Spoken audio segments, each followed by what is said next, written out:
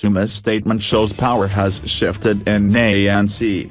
With the axe of a recall by the ANC hanging over his head, President Jacob Zuma has capitulated and allowed Chief Justice Mogoeng Mogoeng to select a judge to head a judicial commission of inquiry into state capture.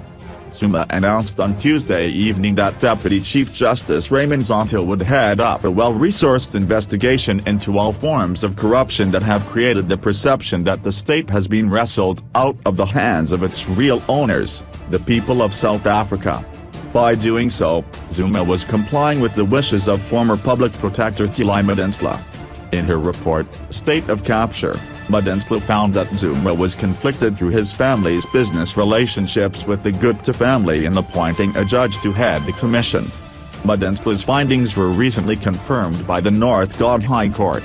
Zuma, under increasing pressure by new ANC President Cyril Ramaphosa's supporters to vacate his office, has now effectively abandoned his appeal.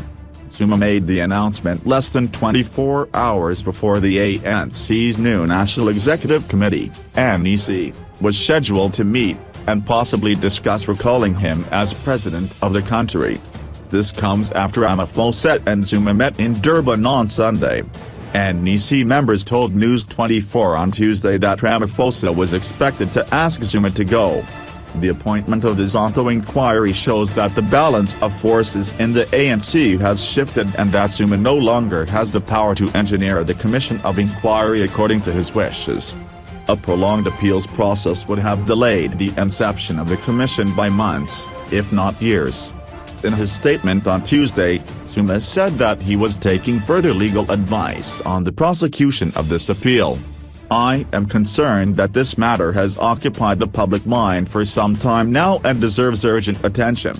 Zuma is now only appealing the orders to the extent that they set a particular precedent for the office of the President of the Republic and are indeed deserving of legal certainty. The terms of reference for the commission and the extent to which Zuma was able to influence these will be instructive. In his statement, Zuma made it clear that Zonto should not only focus on the subjects of Madonsela's investigation, read, the Guptas and the Zumas, but on all those who may have rendered our state or parts thereof vulnerable to control by forces other than the public for which government is elected. Supporters of Zuma and the Guptas have long argued that so-called white monopoly capital was the original perpetrator of state capture. There should be no area of corruption and culprit that should be spared the extent of this commission of inquiry, Zuma said. The president repeated his concerns about the unprecedented legal implications of being forced to let Mogoeng select a judge to head the commission. "I have expressed my reservations about the legality of this directive, which may be the subject of the appeal. I would like to emphasize that I have faith in all the judges and their ability to execute their tasks with the requisite levels of fairness, impartiality and independence." Although Ramaphosa's supporters will see Zuma's announcement as a victory, it may also have prolonged Zuma's time in office for doing the right thing.